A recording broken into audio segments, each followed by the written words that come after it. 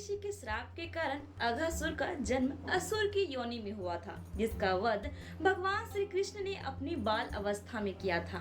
जब भगवान कृष्ण और बलराम अपने सखाओं के साथ गोकुल के जंगल में खेल रहे थे, तो उसी समय अघासुर ने अजगर के रूप में उन पर हमला किया। तब भगवान श्री कृष्ण ने उसका अंत किया। नमस्कार दोस्तों, मैं मैत्री सिंह आप सभी दर्शकों के सामने एक बार फिर से हाजिर हूँ गुरु संस्कार चैनल पर। दोस्तों, भगवान श्री कृष्ण की बाल लीला की सीरीज में आपका स्वागत है। तो चलिए दोस्तों, अब हम कथा की ओर चलते हैं कि किस प्रकार शंख के पुत्र अघासुर को एक ऋषि का श्राप मिला और उसका जन्म असुर की योनि में हुआ। पौराणिक कथा के अनुसार अघासुर पूर्व जन्म में शंख का पुत्र था। उसका नाम अघ था। वह कामदेव के जैसा सुंदर था, जिसका उसे बड़ा अभिमान हो गया था।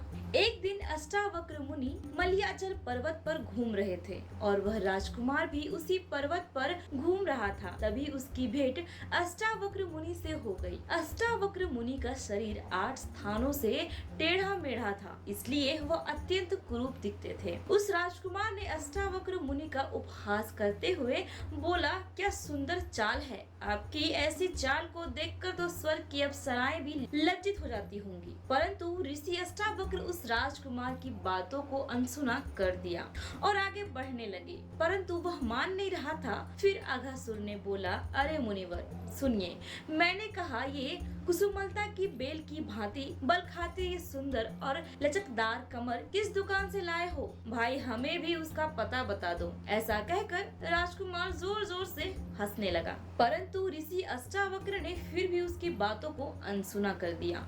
अष्टावक्र स्वभाव से क्रोधी नहीं थे और अगर कोई उसका अपमान करता तो भी उन्हें क्रोध नहीं आता था, इसलिए वह राजकुमार की बातों पर हंसते रहे और उसे समझाने का प्रयत्न करते रहे, लेकिन अभिमानवश उसे कुछ समझ में नहीं आया। उसकी बुद्धि सुधारने के लिए अष्टावक्र ने उसे शाप दे दिया कि तू सबसे कुरूप और कुटिल सर्प जाति का होकर पृथ्वी पर पड़ा रहे। शाप मिलते ही वह भयभीत हो गया और मुनि के पांव में गिरकर उनसे क्षमा मांगने लगा। तब मुनि का क्रोध शांत हुआ और उसके ऊपर दया आ गई। तब उन्होंने कहा कि जब भगवान श्री कृष्ण द्वापर युग के अंत में मृत्यु लोक में जन्म लेंगे, तब वह स्वयं तुम्हारे उदर में प्रवेश करके तुम्हारा उद्धार करेंगे। इतना कहकर अष्टावक्र मुनि वहाँ से चले गए। तो दोस्तों, आप सभी को भगवान श्री कृष्ण से जुड़ी यह रहस्यमय कथा कैसी लगी, आप हमें जरूर बताएं। और हाँ दोस्तों, हमारे गुरु संस्कार चैनल को सब्सक्राइब करना ना भूलें, ताकि हम आप सभी लोगों के सामने भगवान श्री कृष्ण से जुड़ी